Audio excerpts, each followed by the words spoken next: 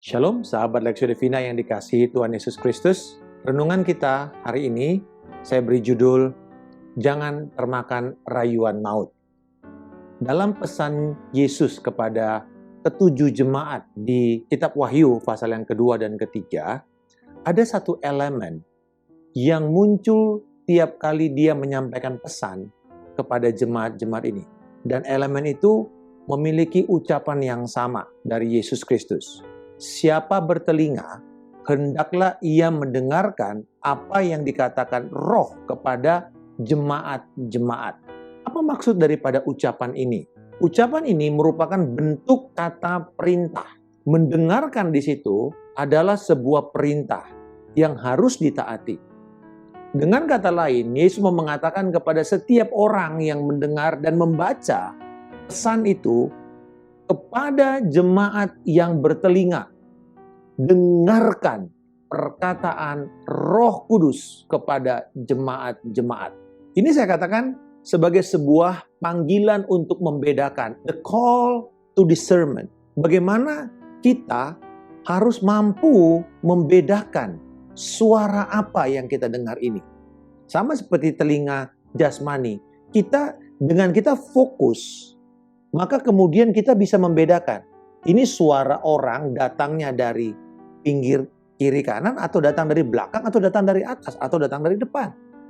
Bagaimana caranya? Sederhana. Ketika kita mulai memfokuskan kepada arah suara itu atau sumber bunyinya, maka suara-suara lain itu akan redup, lalu kita akan mulai mendengar. Begitu cara kita melatih telinga kita untuk mendengar hal yang akan kita fokuskan. Yesus ingin orang Kristen mendengarkan dan menjadi selaras dengan Roh Kristus yang secara rohani akan mengarahkan hidup setiap orang percaya. Yesus menginginkan Roh Kudus yang telah diberikan kepada orang percaya menjadi segalanya dan menjadi pendorong segala hal di dalam kehidupan orang percaya. Hari ini, kalau kita mengabaikan peranan Roh Kudus dalam hidup kita, kita sama saja sedang berjalan buta dan tuli di dunia yang begitu gelap dan begitu banyak jebakan. Musuh akan terus merayu kita. Musuh akan terus mengarahkan kita supaya kita tidak mencapai rencana Allah. Kenapa kita harus mendengar? Saya katakan lagi, karena begitu banyak rayuan, tipuan, dan juga segala macam angin pengajaran yang palsu dan yang menyimpang. Yesus mendorong kita untuk mentaati. Itu adalah panggilan kita. Kita hidup untuk mentaati segala perkataan Tuhan. Itu adalah gaya hidup kita. Itulah loyalitas kita sebagai orang percaya yang telah ditebus. Orang yang sudah menerima kasih karunia Allah. Kita dipanggil untuk mentaati Tuhan. Dan mendengarkan itu selalu terkait dengan mentaati. Di dalam konsep perjanjian lama, mendengar syamah itu selalu melibatkan upaya setelah kita mendengar, kita menanggapi dengan cara bertindak. Jadi mendengar, lalu bertindak. Di dalam perjanjian baru, kata yang dipakai adalah hupakouo. Hupakouo artinya mendengarkan di bawah arahan. Kalau kita harus mendengarkan di bawah arahan dan tuntunan Roh Kudus, lalu meresponi arahan itu dengan iman dan dengan kesediaan untuk melakukannya. Itulah yang sebenarnya konsep ketaatan di dalam kehidupan orang percaya di masa perjanjian baru. Kita mendengar dengan arahan Roh Kudus, berarti sumbernya apa?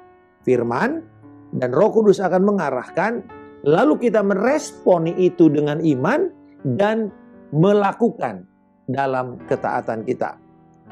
Sebagai hasilnya, perilaku kita akan berubah. Makin lama akan makin menyerupai gambaran Kristus Yesus. Yesus menjanjikan Roh Kudus kepada murid-murid sebelum dia naik ke sorga. Yesus menjanjikan pada saat pencurahan Roh Kudus pertama sekali di hari Pantekosta kepada semua orang percaya yang menunggu. Dia katakan bahwa Roh Kudus akan mengajarkan kita segala hal, mengingatkan kita semua yang Yesus telah ajarkan. Di 1 Yohanes pasal yang kedua ayat 27 dan juga Yohanes 14 ayat 26, peranan Roh Kudus di dalam mengajar dan mengingatkan kita. Jadi sebenarnya ketika kita membaca firman, ketika kita duduk semeja dengan Yesus, sebenarnya Roh Kudus berperan begitu besar untuk menyatakan Yesus kepada kita melalui persekutuan kita pribadi lewat firman-Nya. Roh Kudus akan menuntun kita kepada seluruh kebenaran. Jadi sebenarnya adalah satu kabar baik. Kita bergaul erat dengan Roh Kudus. Ingat, Roh Kudus bukan sebuah kekuatan semata, tapi dia ada pribadi Allah. Dia memiliki emosi, dia bisa diajak berbicara. Dan dia berbicara kepada kita melalui firman dan melalui hati nurani kita, melalui pikiran kita. Apalagi ketika pikiran kita sudah semakin dipenuhi dengan firman Allah, maka pikiran kita akan lebih mudah diarahkan oleh Roh Kudus. Berkaitan dengan kemampuan membedakan dalam hal-hal rohani, perbedaan antara orang Kristen dewasa dengan orang Kristen kanak-kanak sebenarnya adalah ini. Orang Kristen kanak-kanak adalah orang yang hanya atau masih mampu membedakan yang benar dan yang salah.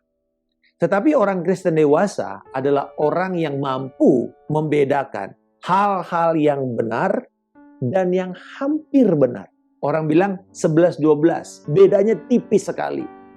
Kadang-kadang kita nggak tahu bedanya. Kadang-kadang kepada orang awam atau pikiran awam, pandangan awam, hal itu sama saja. Itu sebabnya jangan kaget ada orang yang percaya, semua keyakinan sama saja. Semua agama membawa atau mengajarkan yang baik. Tidak salah dengan hal itu, pernyataan itu. Tetapi hanya ada satu jalan menuju kepada Bapa di sorga. Hanya ada satu jalan kepada kebenaran.